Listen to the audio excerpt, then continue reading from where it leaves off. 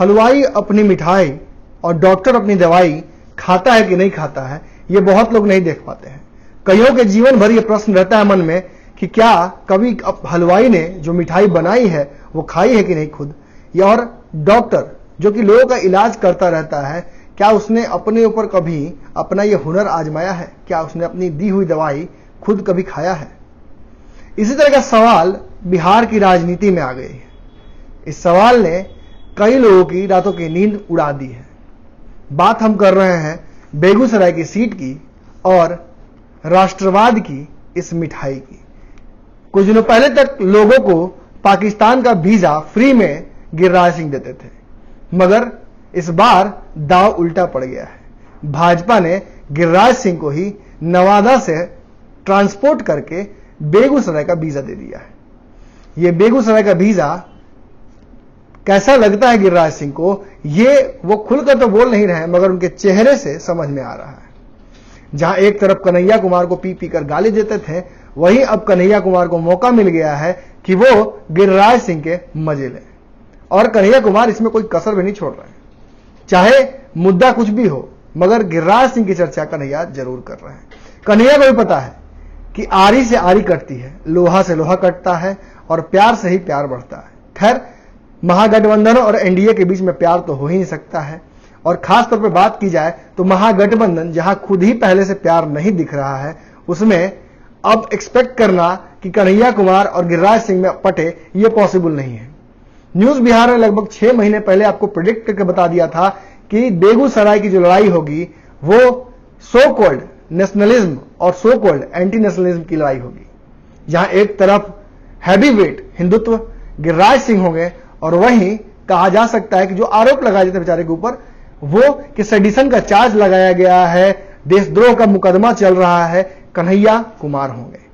हालांकि कन्हैया कुमार को फिर मैं बताऊंगा कि उनके ऊपर से सारे चार्जेस हटा लिए गए हैं, मगर लोगों की मानसिकता में बैठ जाती है, जहन में लोगों के बैठ जाती है जो बातें, वो निकाल पाना थोड़ा मुश्किल होता है।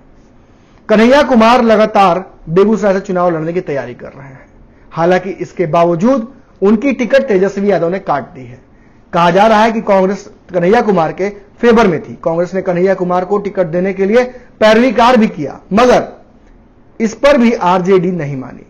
महागठबंधन में बहुत कम सीटों पर ही पेच फंस रहा है, मगर जिस तरह से पेच फंस रहा है, महागठबंधन का औचित्य दूसरे तीसरे चरण में जाते जाते खत्म होता दिख रहा है। ये बातें मेरी अतिशयोक्ति आपको लग रही होंगी, मगर जैसे जैसे दिन बीतेगा, जैसे जैसे चुनाव के चरण बीतेंगे, याद रखिएगा मेरी बात को, महागठबंधन की ये जो दोस्ती है ये तलखी में बदलती जाएगी।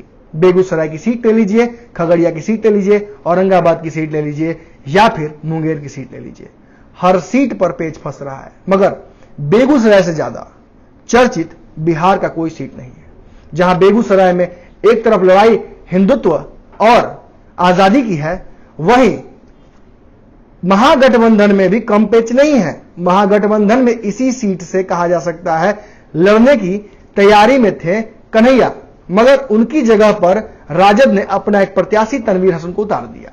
अब तनवीर हसन को यहां से उतारना आरजेडी की किस स्ट्रेटजी का हिस्सा है, यह तो तेजस्वी यादव समझ सकते हैं, मगर एक बात स्पष्ट है कि इस सीट पर कन्हैया कुमार ने आज ही नहीं, बहुत पहले से अपना दावा प्रस्तुत कर दिया था। हालांकि इसके इतर आरजेडी ने अपने कैंडिडेट को यहां उतार ही नहीं दिया, बल्कि कन्हैया कुमार के बारे में एक बार विमर्श भी नहीं किया। इससे आहत तो जरूर थे कन्हैया कुमार, मगर एक बात स्पष्ट है, अर्जुन की तरह उनका जो निशाना है वो तनवीर हसन पर ना होकर गिरिराज सिंह पर है। वो सीधी सीधे अपने बयानों के माध्यम से गिरिराज सिंह पर हमला कर रहे हैं। कुछ दिनों पहले भी जब वो प्रेस कॉन्फ्रेंस कर रहे थे, लगभग 2 दिन पहले, तो उन्होंने एनडीए गठबंधन पर ज्यादा बातें की, महागठबंधन पर कम बातें की। हालांकि इस दौरान उन्होंने 2-3 बातें जरूर कही। एक बात उन्होंने कहा कि मैंने जनता को वादा कर दिया है, जनता अब ललायित है कि कन्हैया वहां से चुनाव लड़े, ऐसे में जवाब देना मुश्किल होगा, इसीलिए मैं वहां से चुनाव लड़ने की घोषणा कर रहा हूं। हालांकि मैं तनवीर हसन के खिलाफ, जो कि आरजेडी के कैंडिडेट है, मैं महागठबंधन के खिलाफ वोट नहीं मांगूंगा। ये बातें कन्हैया ने कही, मगर आरजेडी ने अभी तक इस पर कुछ नहीं कहा है। कांग्रेस वैसे ही इस मुद्दे पर बहुत सॉफ्ट खेल रही है। कांग्रेस जानती है कि उसका खुद का पेच फंसा हुआ है बेगूसराय मुंगेर में, इसलिए कांग्रेस बेगूसराय के पचड़े में पड़ना नहीं चाहती है। वही बाकी दलों की बात की जाए तो बाकी दल भी इस फेरे में नहीं है कि बेगूसराय का सीट कन्हैया कुमार को मिलता है या नहीं। मगर बेगूसराय की सीट को लेकर सीपीआई ने एक बड़ा, कहा जा सकता है, बयान दे दिया है। साफ तौर पे सत्यनारायण सिंह जो कि सीपीआई के महासचिव हैं, उन्होंने आरोप लगा दिया है लालू यादव के ऊपर कि लालू यादव ने धोखा दे दिया है कन्हैया कुमार को। कहा जाता है कि दिल्ली में जब कन्हैया कुमार एम्स में भर्ती थे, इस दौरान लालू यादव मिले थे, और जब कन्हैया वापस दिल्ली से आए थे पटना, तो पहली बार जब महागठबंधन सरकार बनी थी, इस दौरान भी उनकी मुलाकात बिहार के लगभग सभी नेताओं से हुई थी। जहां एक तरफ नीतीश कुमार से वो मिले थे, अशोक चौधरी से मिले थे जो कि तब कांग्रेस के अध्यक्ष थे, और लालू यादव से भी उनकी मुलाकात हुई, जिसकी तस्वीरें आप लगातार देख सकते हैं। ये देखिए, ये तस्वीर है, जिस तस्वीर में आप साफ तौर पर देख सकते हैं कि कन्हैया कुमार मिल रहे हैं लालू यादव से।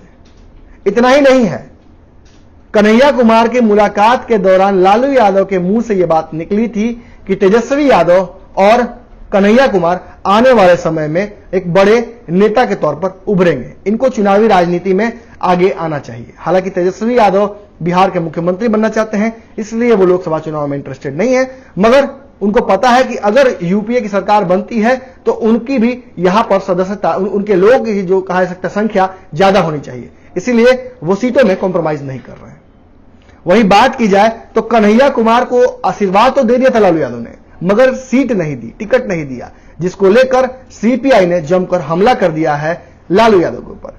ये बातें हैं सीपीआई और आरजेडी की। अब हम फिर से एक बार वापस आना चाहेंगे गिरिराज सिंह पर कि गिरिराज सिंह लड़ेंगे या नहीं लड़ेंगे।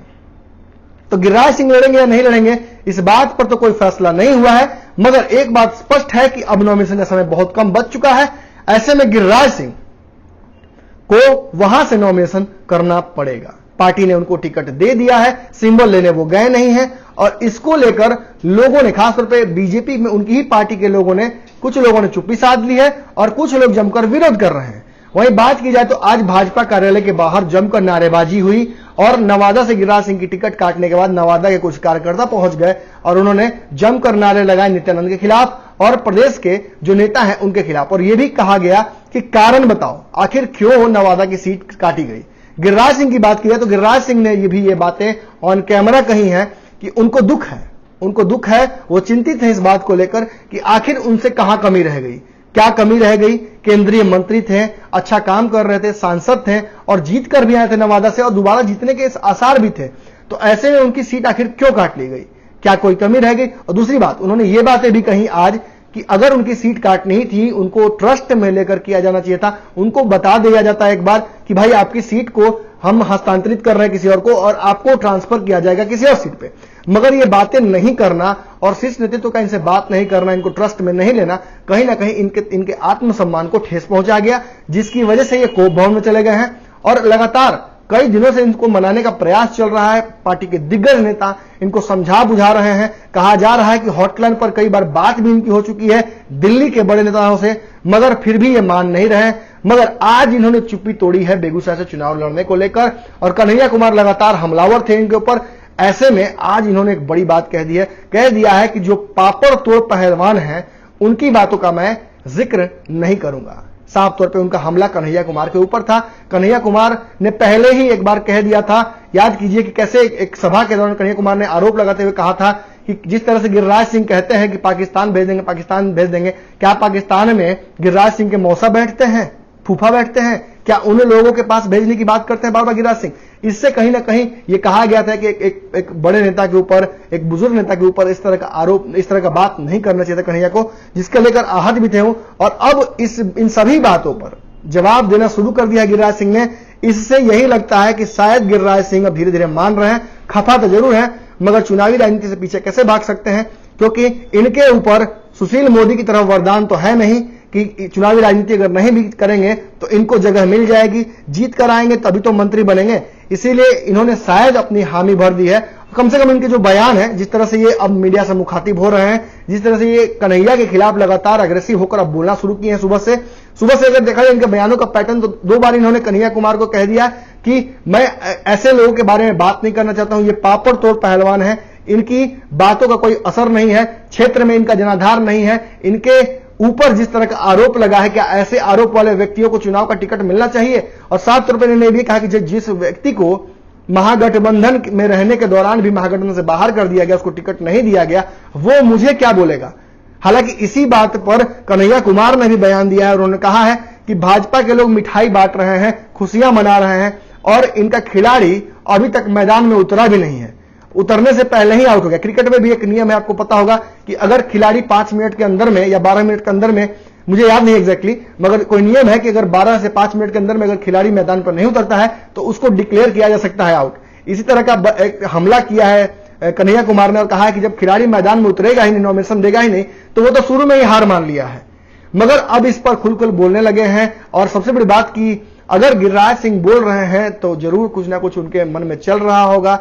हालांकि लोग गुस्सा होते हैं, अगर कहा जाता है कि मान मनोबल किया जाए तो शादी ब्याह में फूफा मौसा भी मान जाते हैं। तो गिरिराज सिंह तो खैर ऐसे भी सेंटिमेंटल व्यक्ति हैं, उनके बारे में कहा जाता है कि भावनाओं में बहकर बहुत सारी बातें बोल जाते हैं। हो सकता है भावना में बह गए हो, इसीलिए शायद उनको लग भी गया था कि उनका टिकट कटने वाला, इसीलिए रैली में पहुंचे नहीं, कह दिया कि तबीयत खराब है।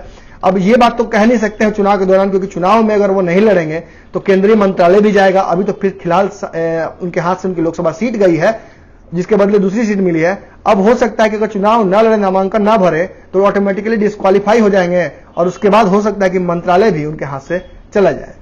तो भैया ये है गिरिराज सिंह की बयान और उस बयान पर हमारा विश्लेषण। अगर आपको ये अच्छा लगा हो तो प्लीज इस वीडियो को शेयर कीजिए, नहीं अच्छा लगा है तो प्लीज कमेंट कर दीजिए ताकि हमें पता चल जाए कि हमने कहां गलती की है, और इस वीडियो को शेयर जरूर कीजिएगा। न्यूज बिहार पर चलता रहेगा खबरों का सिलसिला, बने रहिए न्यूज बिहार पर। धन्यवाद।